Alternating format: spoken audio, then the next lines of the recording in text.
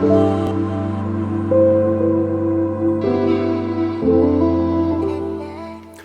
everyone and welcome to IWM TV.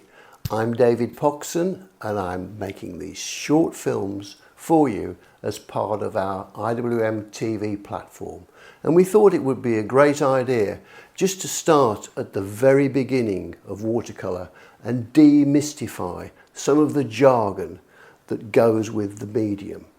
Because everyone has to start somewhere.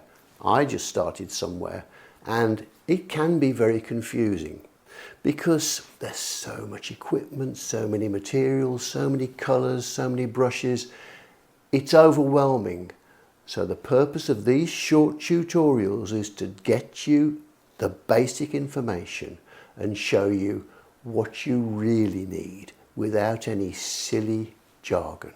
Okay, so let's start this module with the basic ingredient of watercolour painting, which are the paints themselves. With watercolour paints, they're made from natural pigments that usually come from the earth. Maybe some chemicals here and there, but basically it is natural. Now, I know how tempting it is when you go online and you see hundreds and hundreds of colours, or if you go in a paint store and you see all this, where do you start? And you end up buying lots of things that maybe you never use or you don't need. So let's rewind and let me show you what you really do need. The first thing you need is a thing called a dot card. Now, most of the top manufacturers in the world, the reputable ones that make paint and manufacture paint, all have dot cards. For a few dollars, you can acquire a dot card. This is a dot card from Schminke, a German firm, a very old family firm in Germany, and it's my personal preferred brand of paints.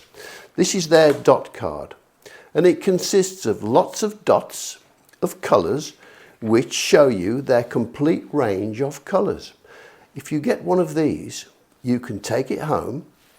With the aid of a brush and a little bit of water, you can just stroke the dot and the paints come alive. And then you can experiment as much as you like and find the colours that you actually like. Once you've discovered the colours you like and the colours that you want to buy, the next stage is to acquire them.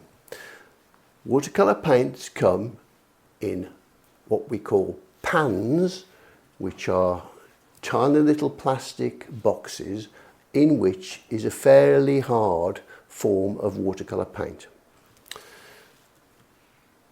After that, we have tubes, and basically there's three sizes of tubes. There's small, medium and large.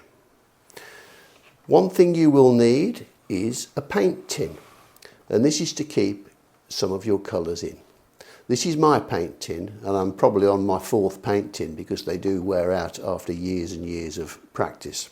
So this is my paint tin, and it consists of a lid and an inside lid. In this paint tin you will see lots of compartments. It's in these compartments that you put your little plastic pans of paint. Now, you can get the empty pans, which is a good thing to do. A lot of my pans were empty, and in those pans I just squeeze into them my paint from my tubes, depending on what I'm going to be painting. You don't need to clean them out. At the end of a painting session, just leave it. They'll last forever. A little bit of watercolour paint goes a long, long way. That is basically